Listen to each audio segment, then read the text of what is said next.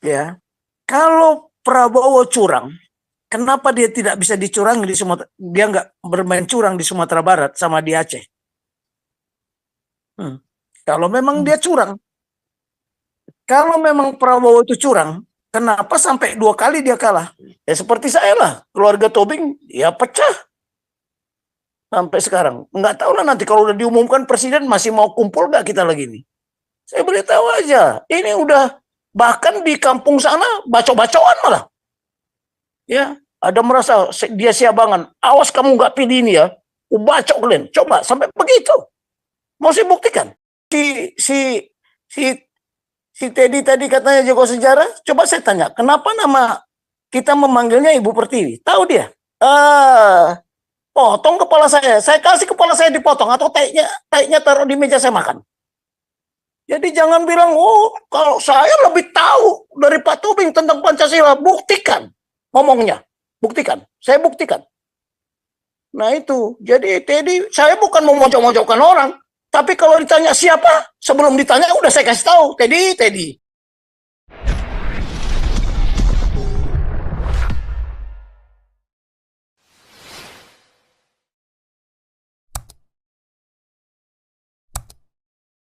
Oke, salam semuanya ya. Ya, Halo.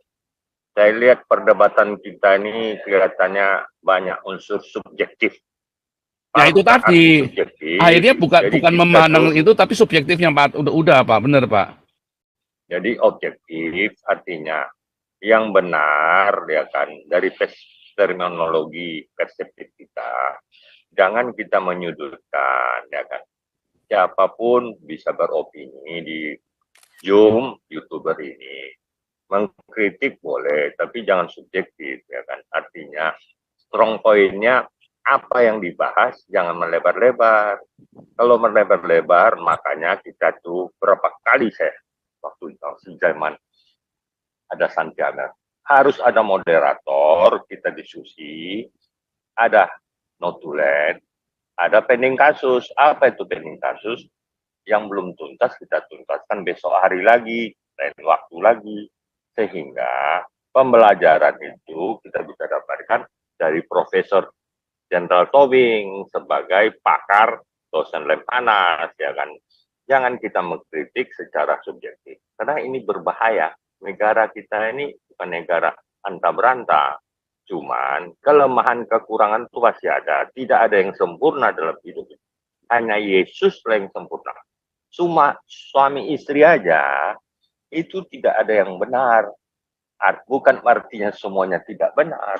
Ada benarnya perspektif kita sebagai suami istri berbeda dengan anak. Semua pasti ada perbedaan. Sebab kalau kita subjektif, buyarlah kita. Jadi akibatnya kita cakar-cakaran. Contoh tentang pilpres. Komitmen pertama, mungkin saya katakan bukan komitmen ya, perjanjian dari oral pembicaraan, selesai pilpres, kita jangan ribut, akui aja yang salah, yang menang, yang kalah, ya harus legowo, ya kan. Yang menang jangan, apa namanya, pesapora, sehingga tidak menyakitkan, akibatnya timbullah subjektif. Ini komunikasi ini, maaf ya, segala kejadian di dunia ini dimulai dari oral berkomunikasi. Makanya ada pemikiran-pemikiran yang positif, ada yang negatif. Jangan negatif kita stressing kan, akibatnya ributlah kita. Alangkah eloknya kalau kita bicara secara objektif. Saya bukan penasehat ya, saya banyak sekali kekurangan saya. Ya, jadi jangan kita sifat yang provokatif. Kalau udah provokatif itu maaf ya, tendensius sangat negatif. Jadi kadang-kadang maaf ya, kenapa saya pakai istilah Hippocrates? Kadang-kadang bukan kan, mulut dengan hati kita nggak nyambung, nggak sama. Kita itu sendiri paling sering membohongin diri kita. Itu alangkah naifnya kita ini dalam hidup ini. Tuhan pun kadang-kadang kita sumpahin. Kenapa? Doa kita tidak kita kabulkan. Itulah namanya subjektif. Itu contoh kasar yang paling sering terjadi dalam hidup ini. Tuhan pun kita sumpahin. Kok Tuhan ini kurang ajar? Maaf ya. Doa kita tidak pernah dikabulkan. Kenapa? Doa. Bukan doa. Berbuat. Makanya saya katakan di negara kita ini banyak manusia malas dan malas. Orang cantik tidak pernah menjelekkan orang jelek. Orang jelek lah yang menjelekkan orang cantik. Orang miskin dan orang kaya, mana ada orang kaya yang menjelekkan orang miskin? Orang miskin yang paling menjelekkan orang kaya. Itulah ilustrasi yang saya berikan supaya psikologi daripada apa yang kita komunikasikan itu ada terminologi yang persis yang diajarkan Pak Tobing. Demikian supaya kita mulai detik ini udahlah haramkan mengkritik boleh, tapi yang objektif, jangan subjektif.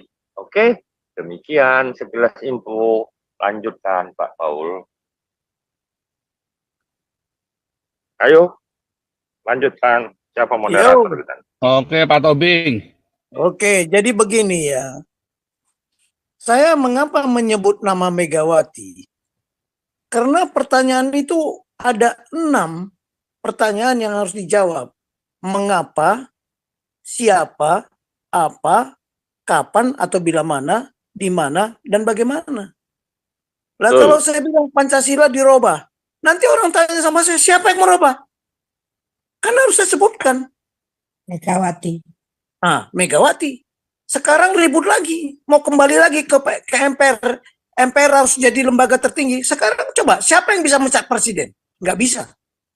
Rakyat, oke. Kalau 80% penduduk Indonesia membela Jokowi, sementara mereka cuma berapa persen? Perang.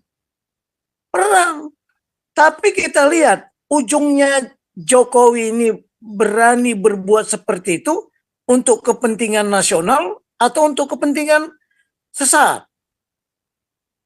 Nah ini banyak orang yang nggak tahu. Prabowo sekarang baru terungkap kan. Dia diangkat jadi bintang 4. Ribut sejagat. Bahkan yang ribut itu mantan-mantan purnawirawan lagi. Coba. Mantan-mantan purnawirawan. Oh saya dulu merubah. Kenapa dirubah? Indonesia unik. Tidak seperti negara luar. Yang sudah mati aja masih dikasih pangkat kok. Pak Dirman itu kan dikasih pangkat bintang 5. Yang udah mati. Tahu gak? Yang udah mati aja masih dikasih gelar pahlawan yang belum pernah diberikan. Jadi jangan suka-suka merubah seenaknya. Seolah-olah udah paling pinter di Indonesia ini. Bullshit lah. Nggak percaya. Dia dulu bilang, saya siap mati. Kalau TNI ku cabur-cabur, mana buktinya mati dia? Lawanlah. Lawan. Yang namanya politik, yang namanya strategi. Saya tanya sekarang, ada strategi yang nggak curang nggak? Ada nggak strategi yang nggak curang? Ada nggak? Ada. Pinter-pinternya aja lah. PDIP terlalu nyaman selama ini. Dia nggak tahu. Nah, sekarang analisa ya. Analisa. Kemarin memang sudah ditayangkan Pak Paul lah hasil Pilpres. Ya. Kalau Prabowo curang, kenapa dia tidak bisa dicurangi di Sumatera? Dia nggak bermain curang di Sumatera Barat sama di Aceh.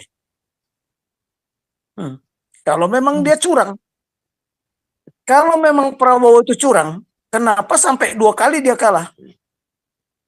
Ini analisa orang-orang itu memang suka-sukanya aja. Cuman saya menganalisa kalau Ganjar sama Anies tidak menuntut, ya kan, berarti dia udah menyerah. Apa dianggap sama apanya, sama pendukungnya? Dia analisa nanti akan menyerah juga dia.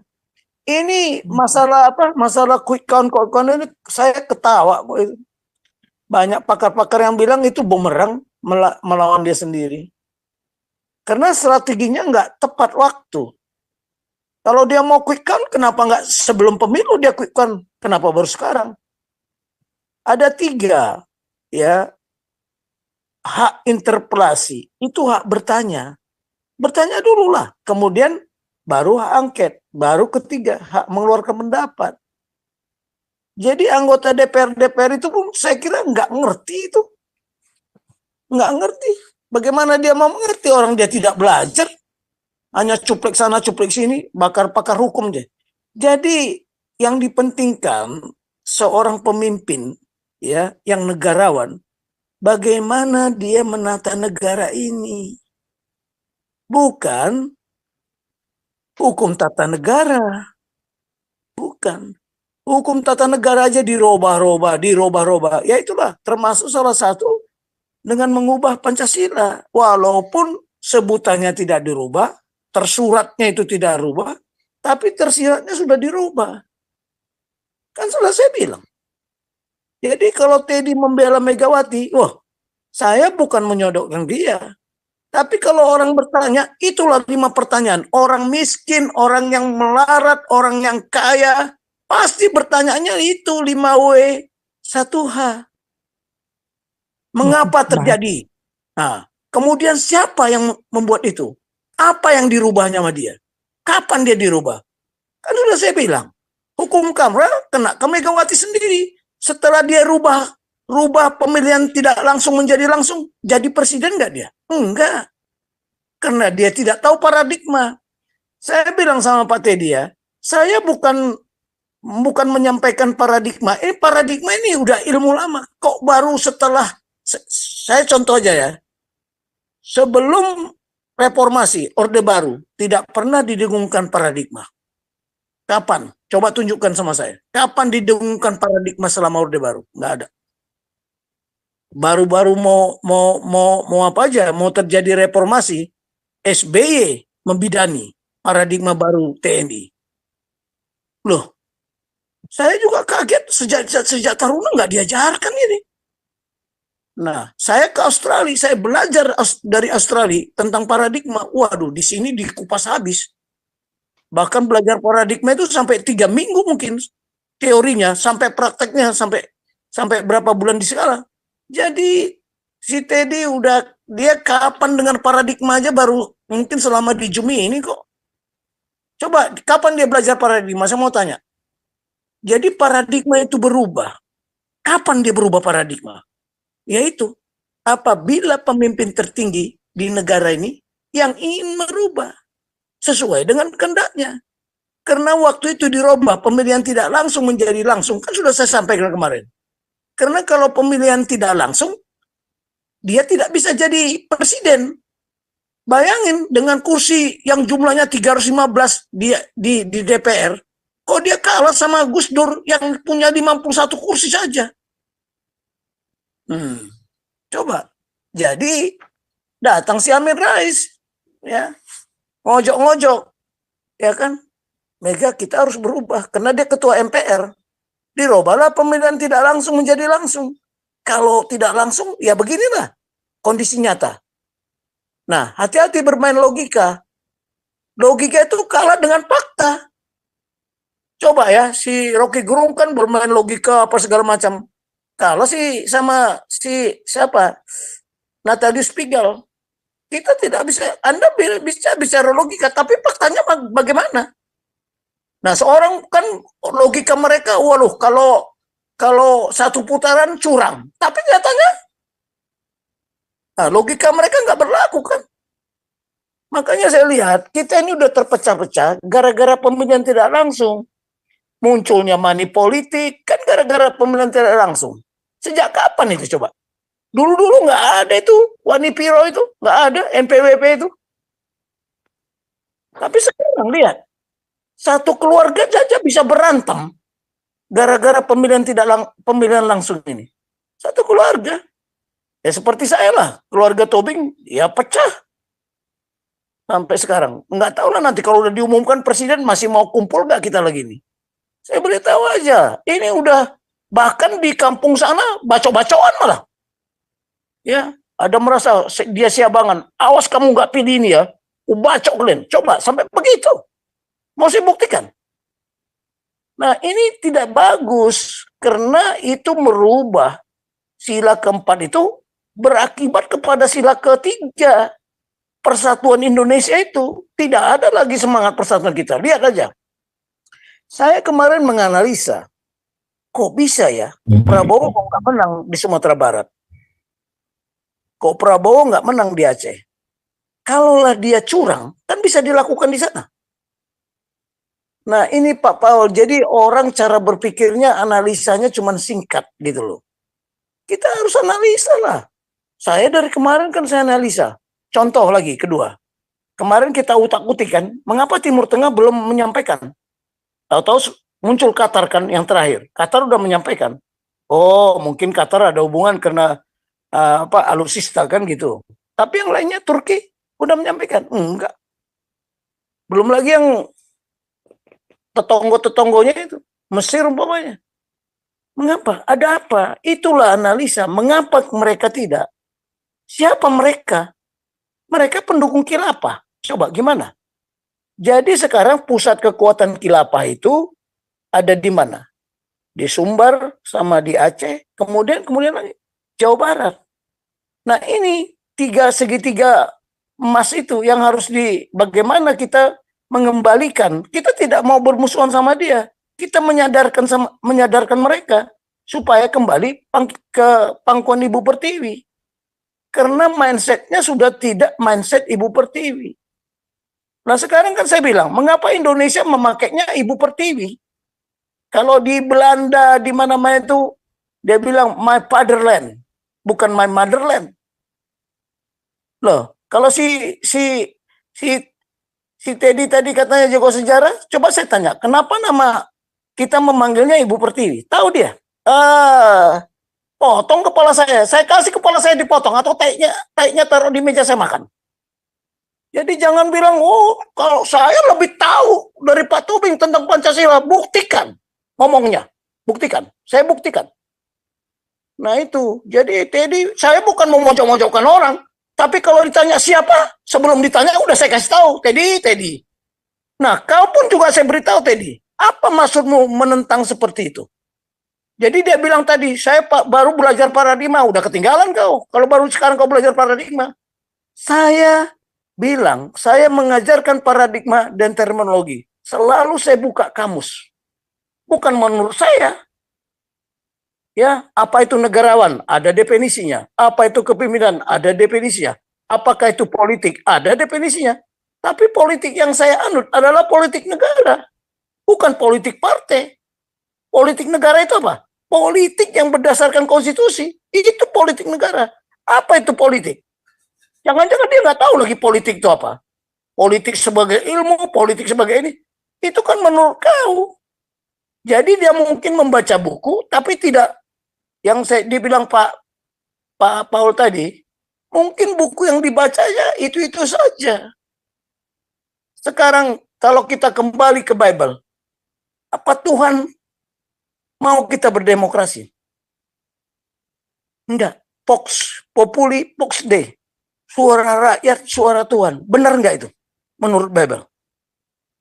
Nah, itu kan ciptaan manusia. Saya kan tadi bilang sama dia, coba jawab.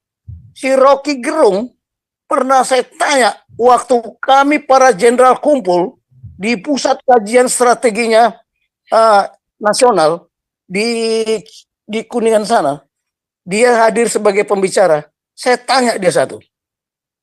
Dek Rocky, saya bertanya, mengapa negara yang melahirkan demokrasi gagal total? Yunani, nggak bisa jawab dia. Karena kan dia tim pengamat ideologi, tim pengamat demokrasi. Nggak bisa jawab dia. Mengapa? Kita ini sekarang ini diatur ide orang yang sudah mati.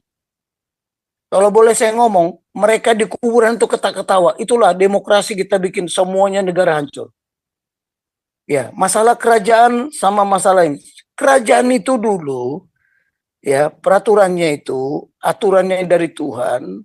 Raja itu tidak boleh berbuat salah. Tapi diterjemahkan lagi, Ken Dunorong itu diterjemahkan, raja tidak boleh dipersalahkan. Nah itulah paradigma dirubah-rubah. Seperti saya di Taruna dulu ya. Akhirnya itulah paradigma itu. Senior Ken Dunorong. Kita dipukul kayak apapun, muka ini babak belur, ya, badan luka-luka merayap, tidak bisa kita salahkan. Kecuali satu, tutup mulut. Nah, dia belum merasakan seperti itu. tutup mulut. Karena kan si Teddy bilang, kalau saya jadi anak buahnya ini, saya nggak berani ngomong. Loh, saya bukan tipe penjilat. Kalau saya mau menjilat, saya datang ke Prabowo. Saya datang. Dia tobing kok. Dia dikukuhkan dengan marga tobing. Sah secara adat Batak. Ya, nggak sembarang. Tapi saya nggak mau pamer marga. Nggak. Jadi tolonglah Pak Teddy. Jangan bilang, oh, saya beritahu aja Pak Paul. Kalau memang dia bisa ngajar Pancasila, ngajarlah. Kita pengen tahu sampai di mana kemampuan dia, sampai mana pengetahuan dia. Bisa saling melengkapi, bukan mencari kompetisi. Dia kan ngomong itu, saya lihat dari kemarin ya, dia itu ingin berkompetisi dengan orang lain. Saya juga banyak ini di telepon ya. Nanti saya buktikan di WA. Ya. Banyak bilang, waduh, Teddy itu kok cara berpikirnya kayak begitu ya. Biar aja lah saya bilang. Kita pengen tahu sampai di mana batas akhir pemikiran dia. Tidak ada kita yang sempurna. Ya, seperti kata ulat bulu tadi. Kita ada yang sempurna. Saya nggak orang sempurna. Saya itu bukan orang pintar juga. Bukan orang yang paling hebat di negara ini. Ya, tapi kita harus punya paradigma lah. Paradigma. Kita di negara kesatuan Republik Indonesia, kita juga warga. Tapi kerajaan Tuhan itu lain. Kita keluarga. Warga, keluarga kerajaan Tuhan. Tapi kita di Indonesia ini warga negara, penduduk Indonesia, penduduk negara kesatuan Republik. Antara penduduk dengan keluarga itu beda. Apakah kita ini di Indonesia ini satu keluarga? Oh enggak. Beda kok. Itulah dibilang Bhinneka Tunggal Ika.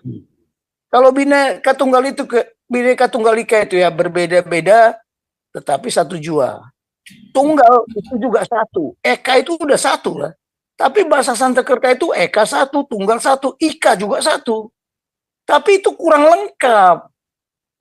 Apa tahu si Teddy itu? Baru kita lah yang mengupas itu Pak Paul. Karena saya dalami. Ini maknanya apa Bhinneka Tunggal Ika? Sampai saya tanya ke Pak Trimo, saya datang ke Malang sana, ya Pak Sutrimo yang masih mempelajari budaya Mojopahit sana. Bhinneka itu berbeda-beda, Eka itu satu, berbeda-beda, kita satu jua. Tunggal itu satu, tunggal satu juga. Tapi kok pengertiannya lain? Oh, jadi hanya satu. Di ikannya itu apa? Satu kesatuan. Kesatuan ngapain? Pengabdian. Makanya harus dilanjutkan Tanana Dharma Manggriva. Jadi kita mengabdi tidak ada yang mendua. Tidak boleh ada dua yang kita abdikan. Seperti kita lah di Bible. Ya bagaimana Anda mengabdi kepada Mamon ya. Tapi Anda juga mengabdi kepada Tuhan. Itu